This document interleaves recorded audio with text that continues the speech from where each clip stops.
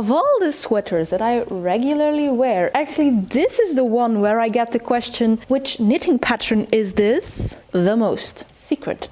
This is not knit. This fabric is created by one of these bad boys. Not just a regular crochet hook.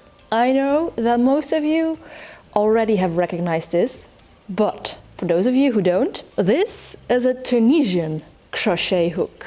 It is a long boy. Just like knitting, you put all of your working stitches onto your needle, your hook, which is very unlike regular crochet. So for those of you who do not know what this magic craft called Tunisian crochet is or how it works, I thought, let's do just a project with it. Another sweater. I am not a maker of tutorials. This is not a tutorial, but I would like to show you what Tunisian crochet is, and well, I just also happen to be in the mood to make another Tunisian crochet sweater. I also happen to be in the mood to do some stash busting, because as you can see, my yarn boxes aren't closing anymore. I have a second one of this, it just looks identical. It's just not closing anymore, and like I have all this stuff that doesn't fit in, and that is not exactly a situation I want to be in. From my rather deep stash, I pulled these two yarns. This is Lana's Alpaca Pua, which is 100% alpaca, which I got when I was on a trip in Valencia, Spain, and this was a local yarn from there. I will hold that together with this Plassard Morzine, which is 50% wool, 22% silk, 13% cotton and 10% cashmere. I mean, this was luxury and I couldn't resist.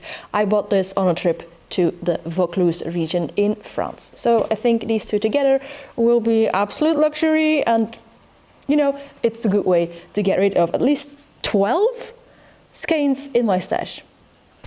We are making the Eloise sweater by Lindsay Muscarella, and well, first of course a gauge watch, especially because actually the pattern asks for a 5.5mm Tunisian crochet hook, and my hook is a 5mm. The next one I have in my collection is 8, and I think that's wildly off. So let's try if I meet gauge on 5. So to start with Tunisian crochet, actually, now that I'm here and doing stuff, you just start with a regular crochet chain, but now I am picking up the stitches on my hook. Like so. I'm not finishing off the crochet stitch, I'm just picking up the loops on my chain.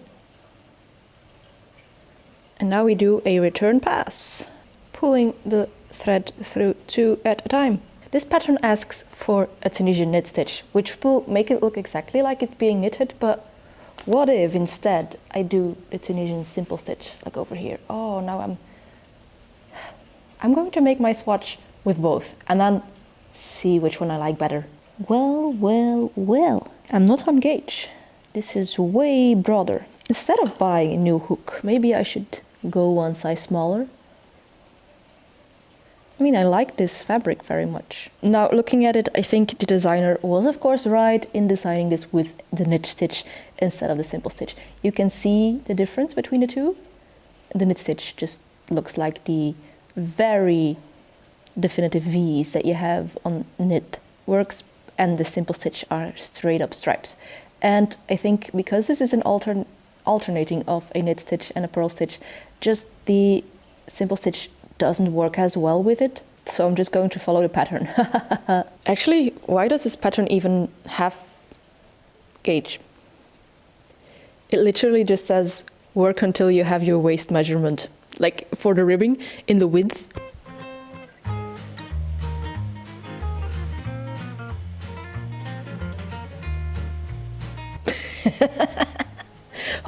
Why did I do a gauge watch? I was so good at doing a gauge watch. And actually, you just have to measure yourself and work until you have that measurement. You could do that with any gauge. Like you could, I could have made this really fine yarn and just have very small stripes. That could perfectly work if I just have to go with my measurements.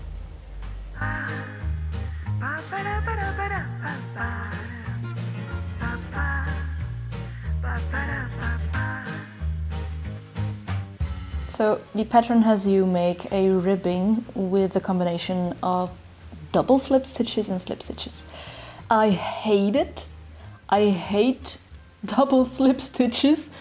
Ooh, I have never done them before, and I don't want to do them ever again. So, since there is nobody stopping me, not you, not me, not the head of state of Tunisia, I'm going to not do this. I think I'm just going to make my panels in the Tunisian crochet and then knit my ribbing, because I know how to knit. And knit ribbing is also a lot more stretchy. This is not as stretchy as knit ribbing can be, and I will not want to tear my hair out. That's a win-win.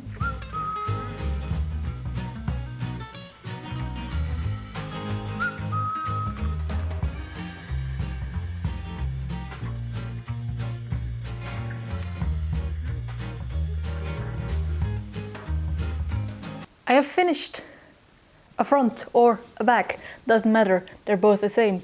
And don't worry, you haven't missed anything, because I have to do this all over again. I'm also plowing through my yarn faster than anticipated. I think this is already the third skein of this Plassard Morzine. And we're only here in the second part.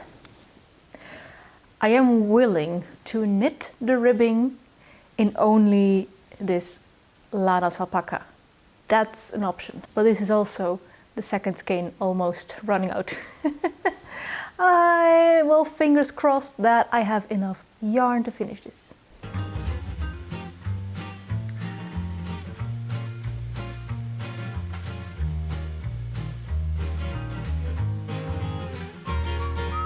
By the way, did you know that Tunisian crochet has nothing to do with Tunisia? I know. Shocking revelation. It's an entirely northwestern craft. The fact that it is called Tunisian crochet has probably more to do with the fact that they wanted it to sound exotic and does delineate it from regular crochet. The first, long knitting needles with a hook on the end start to appear in Germany around the second half of the 18th century.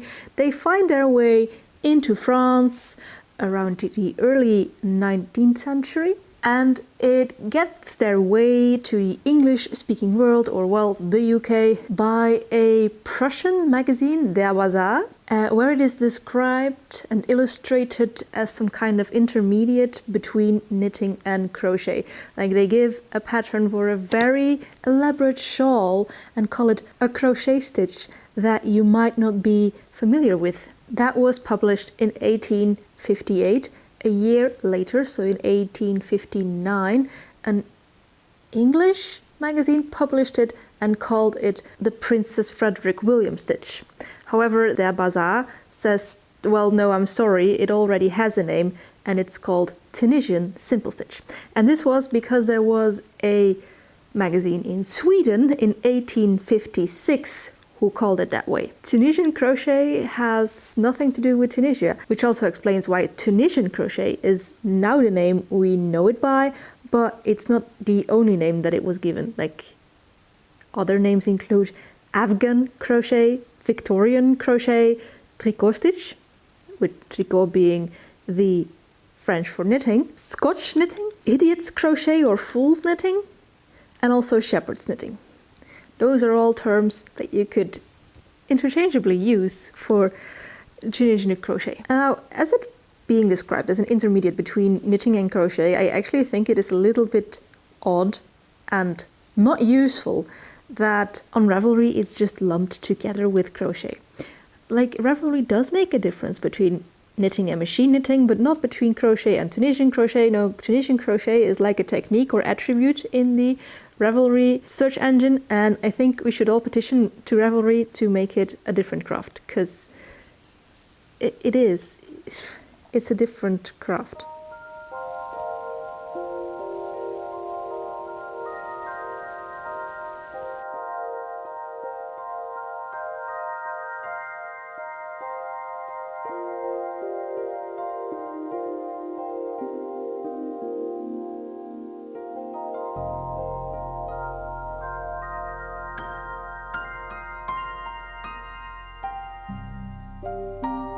I don't know, by the way, how invested you are in like reading updates, but a couple of videos ago I showed you the second book I was reading this year. I am already at my fourth book. Oh yeah, I have surpassed my total reading numbers of 2024, and it's only the 5th of February. Right now I'm reading Nancy Goldstone's Joanna, the Notorious Queen of Naples, Jerusalem and Sicily. It's non-fiction. It's the biography of, well, aforementioned Joanna. I think it's really interesting, but sometimes there's so much information on a page that I zone out. But I'm almost through. And then I can allow myself to read another fiction book. But I'm doing this thing where I read a Dutch book and then an English book and then a Dutch book and then an English book. So my next book will be another Dutch book.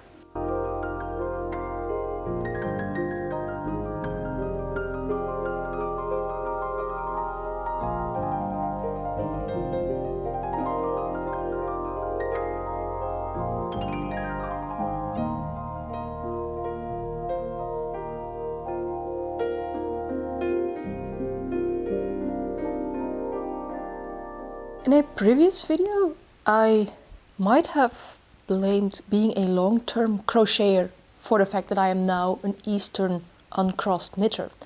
But I think the blame is mostly to put on this, on Tunisian crochet, because I was just thinking how incredibly similar this Tunisian knit stitch is to the way that I knit my stitches. Tunisian crochet was also like the in-between between crochet and knitting for me.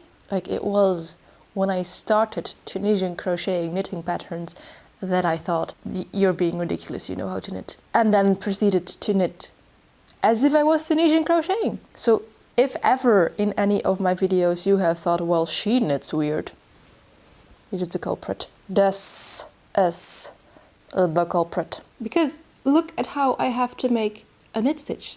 It's this movement.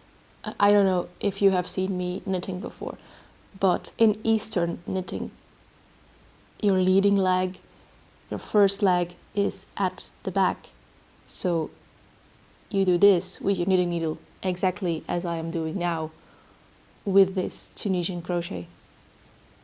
And even my purl stitch is pretty similar to what I would do with knitting. Yep, we have found the culprit for my weird way of knitting. Well, weird way, it's not a wrong way of knitting, of course. It's just Eastern knitting.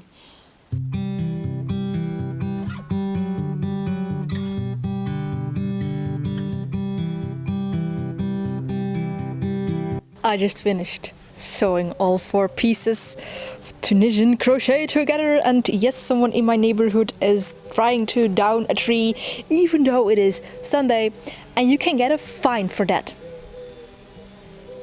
Let's look at how this looks on me, if it actually fits. Like, but remember, there is no ribbing, not at all. Like, it's going to be too short for starters because it needs like at least 8 centimeters of hem ribbing. Well, my sewing got a little bit undone at this side. Yeah. But other than that, if I just keep it together with my fingers, like this. This fits pretty nice, I think. Yep, nice sleeve length. The bottom of my sweater is also hitting where I want it to hit before ribbing. So let's sew this back together and then start knitting. For the ribbing, I'm actually opting to knit with only one of the 2 strands, the darker beige alpaca yarn. Firstly, because I think it will give a nice contrast, but secondly also because I'm running out of the lighter beige fluffy yarn that I held together with it. So, yep, it's going to be contrasting ribbing.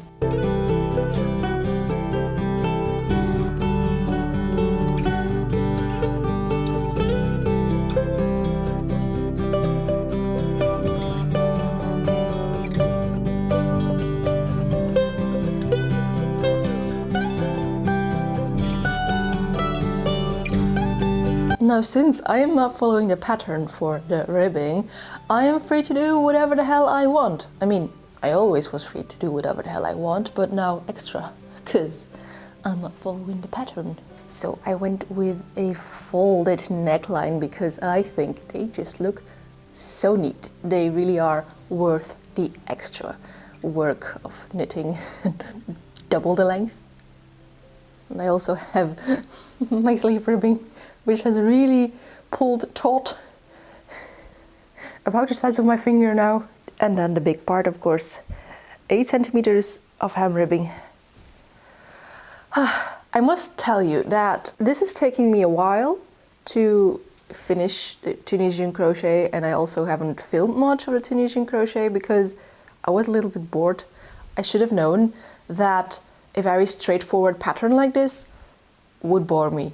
Like, I should have listened to Socrates, know thyself. But now that I'm here, now that I have fitted it on Sunday, I'm very excited because it looked really good on me and it looks very huggable and teddy-like, and yeah, I'm excited for that. Like, I have been making a lot of dopamine dressing pieces, but it's good to now and then also include a more neutral one, earth tones, you know, to make the very bright dopamine pieces shine.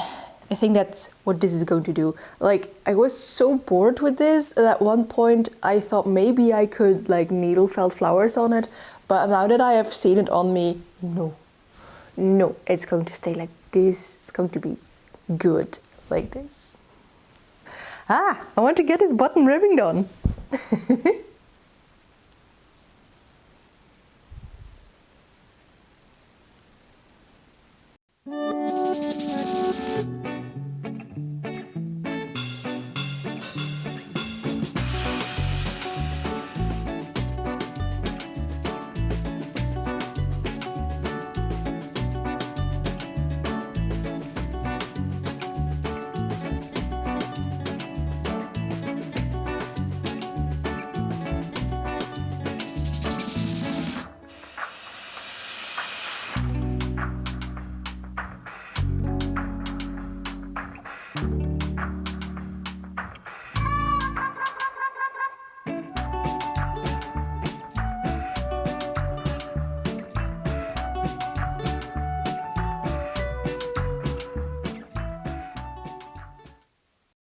Well, what do you think?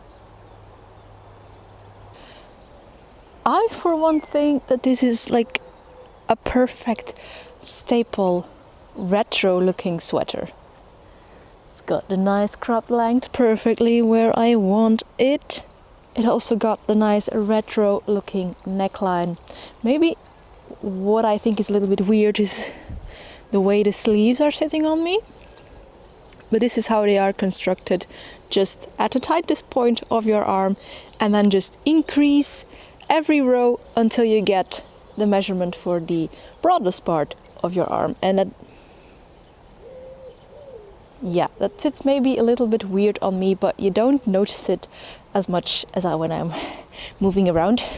It's like camouflage. There's no weird sleeves up here. But other than that, perfectly good. I feel very huggable. Very soft. This is not a kind of, alpaca silk yarn that gives a very big halo, but it makes me look like a teddy bear almost. That's what I'm trying to say. Very huggable, very squeezable.